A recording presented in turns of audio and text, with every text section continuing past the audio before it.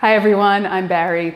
I'm going to be leading you through some of my favorite feet and lower leg warm-ups. And this is a great little sequence to do to prepare for balancing poses, for a standing pose practice, or just really any time. It's great work for your feet in general. So you'll need a block, a belt, and a firm blanket for what we're going to do. You can begin sitting in any comfortable posture and just lift one foot up. And we're going to start with massaging the sole of the foot. So just work your thumb into the sole of the foot. There's no wrong way to do this, just whatever feels good. Bring a little energy to the soles of the feet. And then we're going to do what's called toe weaving. So take your fingers and place them in between the toes. And if you can't get your 4 fingers in between all the toes at once, that's okay. You can do them 1 or 2 at a time. The idea is to just make some space between the toes, and this is a nice warm up for the toe joint. So once you get your fingers in there, just move them around a little bit and wake up the toes. Move them forward and back and around in little circles. Good. All right, and then change feet. Did you know that each foot has 26 bones and over 100 muscles, ligaments, and tendons? So they are, the feet are quite spectacular pieces of architecture, and they are really worth attending to in yoga and in life. So massaging into the sole of the foot and then weaving your fingers in between the toes, waking up the toe joints.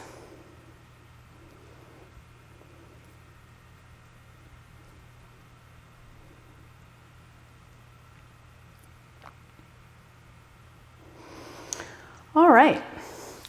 So the next series of poses we're going to do are based in Vadrasana, Thunderbolt Pose. So with your knees and your feet together, take your belt. And you're not going to loop your belt for this, but you're going to wrap it around your ankles, like you would an ace bandage or something. So curl your toes under and just wrap your belt around.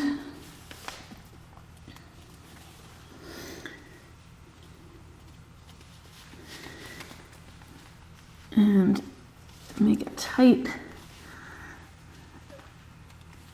wrap around your ankles. You can tuck the end in. And we're going to sit back in Vadrasana with the toes turned under. And if this is too much for your knees, you can always place that blanket under your hips.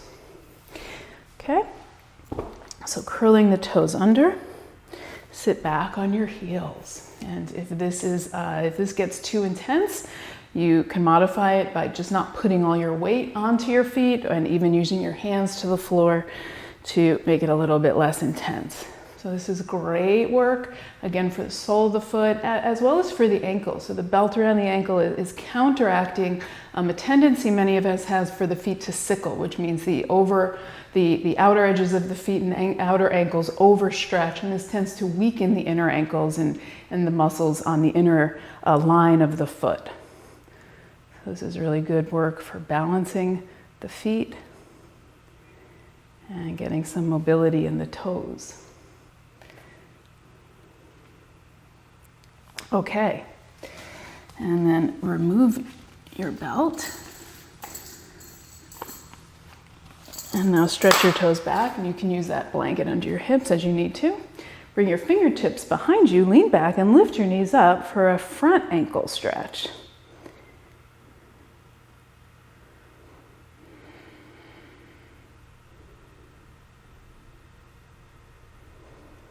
Okay. And then coming back to Vadrasana. Now we're going to do a couple of different variations. The first one is from Vadrasana. You're going to take the top of your right foot and place it in the sole of your left foot. And the bone, that's the bony part at the top of the foot, that's called the navicular bone. You want that to really press down into the sole of the foot. So basically, as you sit back, the weight of your body is gonna kind of smush the sole of the foot, and in doing so, wake up the connective tissue and wake up the feet.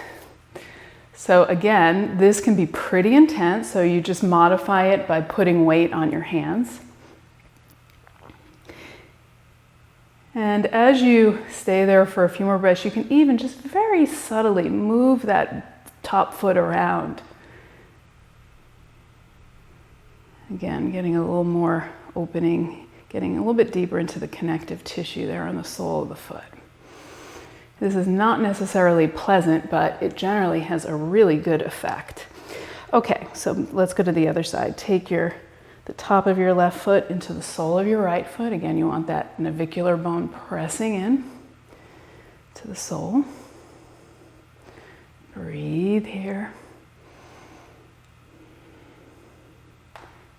And again, just very subtly, you can move that bone around a little bit.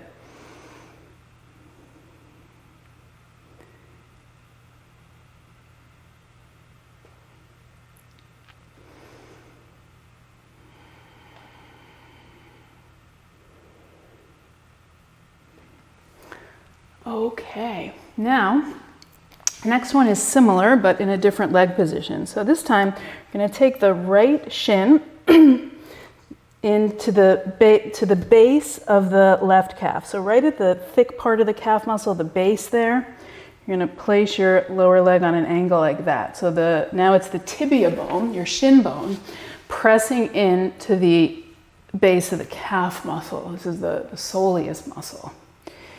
And again, use your hands to monitor and adjust the intensity here. Sit back.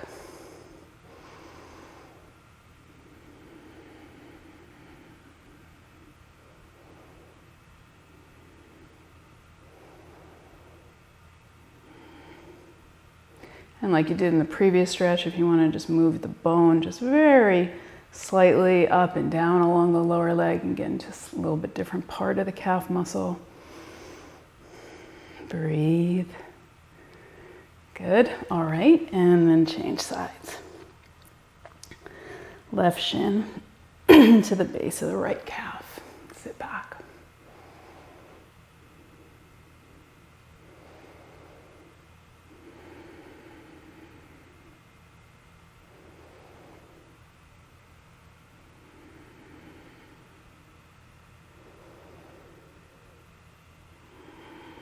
Breathe.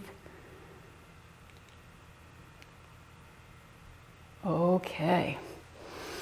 Sit in Vadrasana for a moment. Now we're going to take a calf stretch from tabletop. So come onto all fours with your wrists under your shoulders and your knees under your hips. Stretch your right toes back with the toes curled under, and stretch your legs straight, opening the back of your knee and stretching the calf. And now we'll get into a little bit different part of the calf. Keep reaching your heel back, but slowly bend your knee. And again, this should bring it to that lower part of the calf. The big calf muscle, when your leg is straight, that's where you're probably feeling it more. That's the gastrocnemius. And then when you bend it, it's the soleus muscle. So both are important for ankle and foot flexibility, as well as balance in the way that we work our legs. So slowly bend.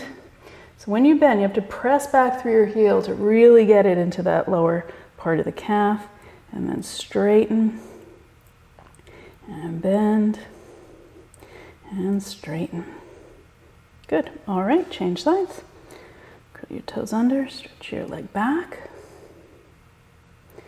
and then slowly bend, reaching your heel back, straighten, bend,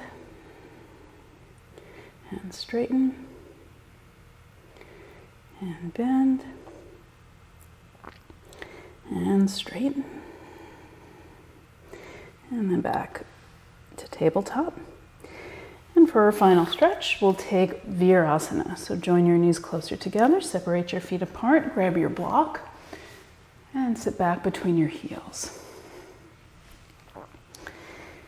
And this is also a great stretch for the front of the ankles, as well as the feet.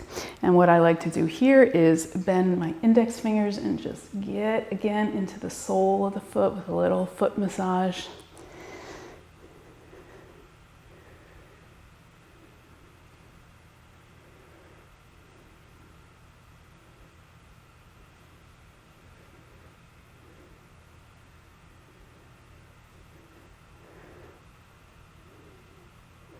Very good. And then you can release that. And that is our lower leg and feet warm up. Thanks for joining us.